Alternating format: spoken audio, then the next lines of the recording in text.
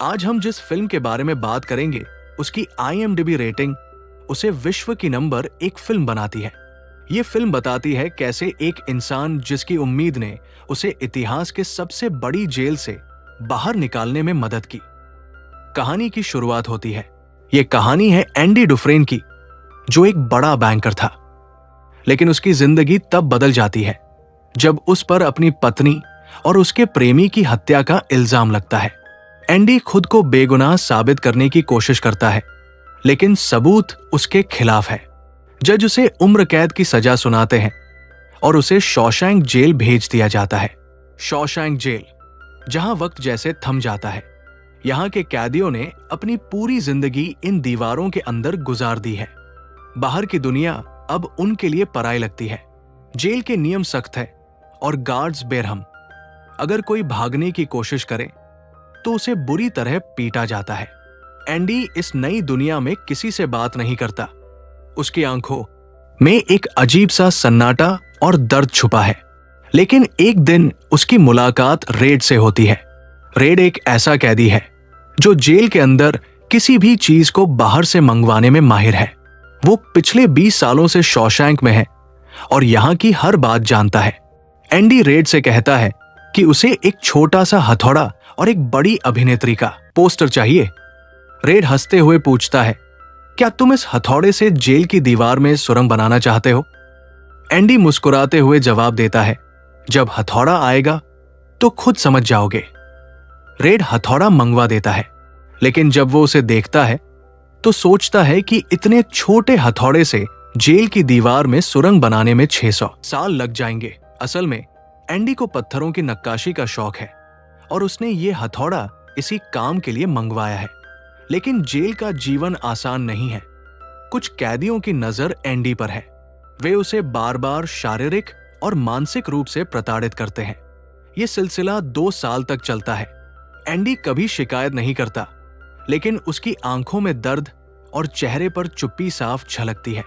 एक दिन छत की मरम्मत के दौरान एंडी जेल गार्ड हेडली को परेशान देखता है। हेडली कहता है कि उसके भाई ने उसके नाम पर $30,000 छोड़े हैं, लेकिन वो पैसा टैक्स में चला जाएगा। एंडी उससे पूछता है, क्या आप अपनी पत्नी पर भरोसा करते हैं? हेडली गुस्से में आकर एंडी को छत से फेंकने की धमकी देता है, लेकिन एंडी उसे शांत करता है और बताता है कि वो टैक्स बचाने का तरीका जानता है। वो कहता है, सरकार के नियमों के मुताबिक आप अपनी पत्नी को $60,000 का गिफ्ट दे सकते हैं और इस पर कोई टैक्स नहीं लगेगा। मैं ये काम आपके लिए मुफ्त में कर दूंगा, बस मेरे दोस्तों के लिए बियर ले आइए। अगले दिन एंडी और उसके साथी छत पर बैठकर बियर पीते हैं। ये पल एंडी के लिए राहत भरा है। जेल में समय बीतता जाता है। एंडी अब गार्ड्स और वार्डन के लिए टैक्स और पैसे के काम करने लगता है। इससे वो गार्ड्स के बीच खास बन जाता है, लेकिन कुछ कैदी उसे परेशान करना बंद नहीं करते। एक दिन जब वे फिर से एंडी पर हमला करते हैं तो एंडी उन पर पलटवार करता है। इस घटना के बाद गार्ड्स उन कैदियों को सख्त सजा देते हैं। एक कैदी को इतना पीटा जाता है कि वो हमेशा के लिए अपाहिज हो जाता है। वार्डन को पता चलता है कि एंडी एक बेहद समझदार और काबिल इंसान है। वो एंडी को जेल की लाइब्रेरी में असिस्टेंट बना देता है। एंडी धीरे धीरे जेल में अपनी पहचान बनाने लगता है। जेल की लाइब्रेरी में एंडी को एक बूढ़े कैदी ब्रूक्स के साथ काम करना पड़ता है, जो 50 साल से शॉशैंक में बंद है। जब ब्रूक्स की सजा खत्म होती है और उसे जेल से रिहा किया जाता है, तो वो बाहर की दुनिया में खुद को अकेला और असहाय महसूस करता है। बाहर की तेज रफ्तार जिंदगी उसे डरा देती है। सड़कें जो पहले सुनसान थी, ब्रूक्स को जेल के बाहर की दुनिया में खुद को ढालना मुश्किल लगता है।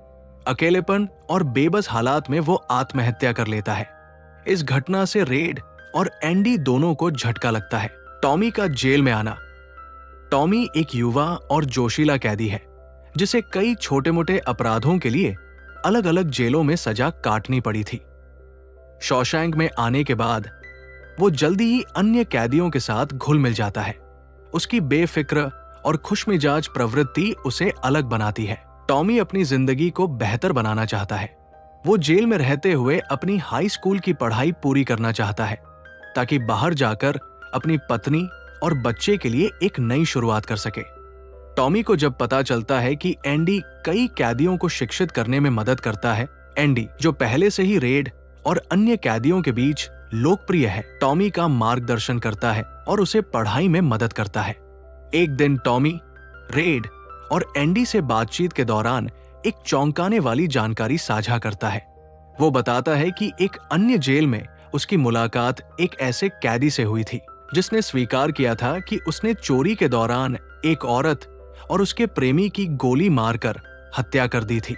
ये सुनकर एंडी और रेड चौंक जाते हैं, क्योंकि ये वही हत्या थी जिसके लिए एंडी को दोषी ठहराया गया था। इस खुलासे से साफ हो जाता है कि एंडी पूरी तरह निर्दोष है और असली हत्यारा अब तक आजाद घूम रहा है। एंडी अपनी बेगुनाही साबित करने के लिए इस जानकारी को वार्डन तक ले जाता है, लेकिन वार्डन, जो एंडी पर पूरी तरह निर्भर था क्योंकि वो उसका काला धन संभालता था, इसे ठुकरा देता है। वार्डन को यह डर था कि अगर एंडी रिहा हो गया तो उसके सारे गुनाह उजागर हो जाएंगे। जब एंडी ने वार्डन को यह धमकी दी कि वो उसकी गुप्त जानकारी सबके सामने ला सकता है, तो वार्डन बौखला गया। वार्डन एंडी को सबक सिखाने के लिए उसे काल कोठरी में डालने का आदेश देता है। एंडी को 1 महीने के लिए काल कोठरी में बंद कर दिया गया। वो टॉमी को चुप कराने का फैसला करता है। वार्डन टॉमी को बुलाकर बहाना बनाता है कि उसे भागने की कोशिश करते हुए पकड़ा गया। इसके बाद वार्डन अपने गार्ड्स को टॉमी पर गोली चलाने का आदेश देता है। टॉमी की मौत एंडी के लिए बहुत बड़ा झटका होती है। वो जानता है कि टॉमी ही उसकी बेगुनाही का एकमात्र गवाह था। जब वो बाहर आया तो उसने साफ शब्दों में कहा कि वो अब वार्डन का कोई भी काम नहीं करेगा। वार्डन को यह सुनकर गुस्सा आ गया और उसने उसे 1 और महीने के लिए काल कोठरी में डाल दिया। ये जेल में किसी भी कैदी के लिए अब तक की सबसे लंबी सजा थी। काल कोठरी में अंधेरा, तन्हाई और खाना पानी की कमी के बावजूद एंडी ने हार नहीं मानी। 2 महीने बाद जब एंडी काल कोठरी से बाहर आया तो वो बदला हुआ था। उसने रेड से कहा कि वो यहां से भागने का रास्ता बनाएगा।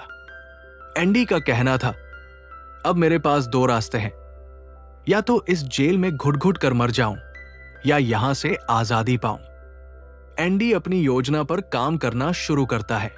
वो वार्डन के काले धन को सफेद करने में उसकी मदद करता है, लेकिन साथ ही अपनी आजादी की तैयारी भी करता है। एंडी हमेशा की तरह वार्डन के लिए उसके काले धन का हिसाब किताब करता है।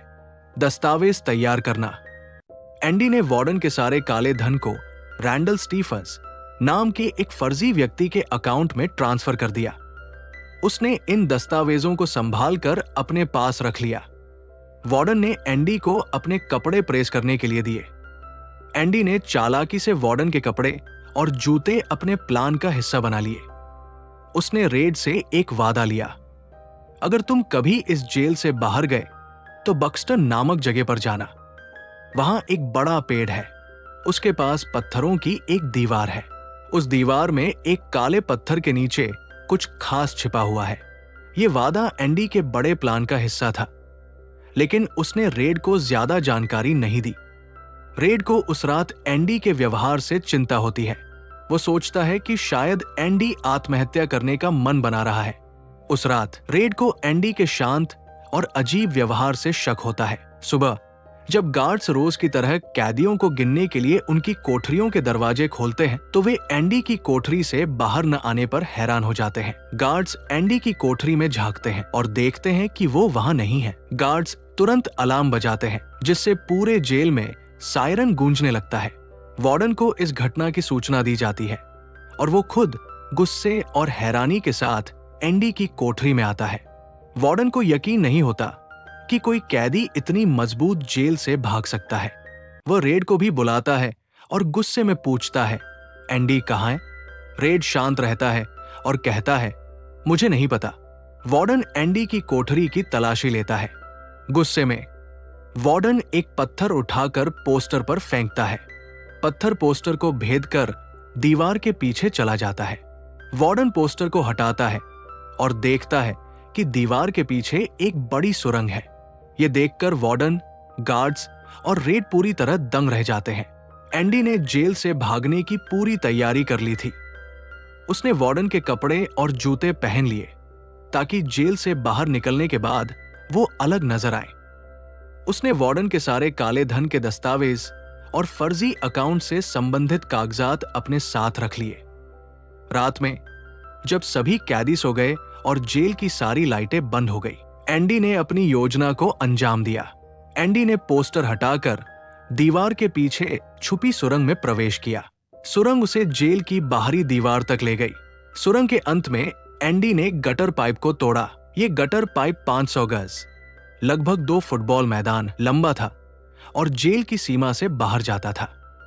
पाइप गंदगी और बदबू से भरा था, लेकिन एंडी ने हिम्मत नहीं हारी। उसने रेंगते हुए पूरा पाइप पार किया और जेल की सीमा से बाहर निकल आया। यह फिल्म का एक आइकॉनिक सीन है। बाहर आकर एंडी ने बारिश में खुद को साफ किया। यह पल उसकी आजादी का प्रतीक था। वो तुरंत बैंक गया जहां वार्डन के काले धन का अकाउंट था।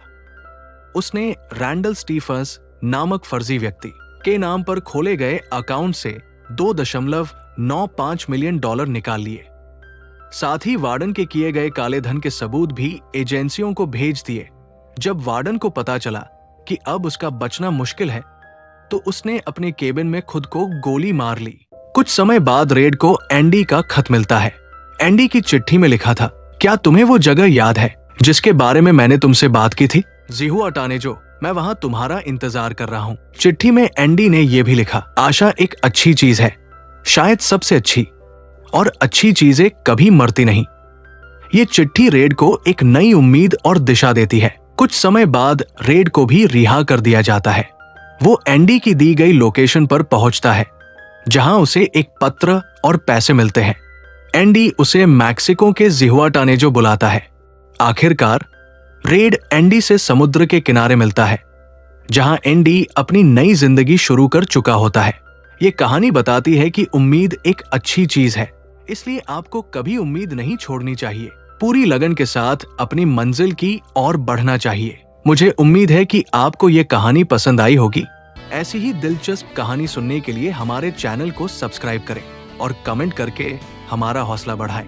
मिलते हैं आपसे अगले वीडियो में, तब तक के लिए अलविदा।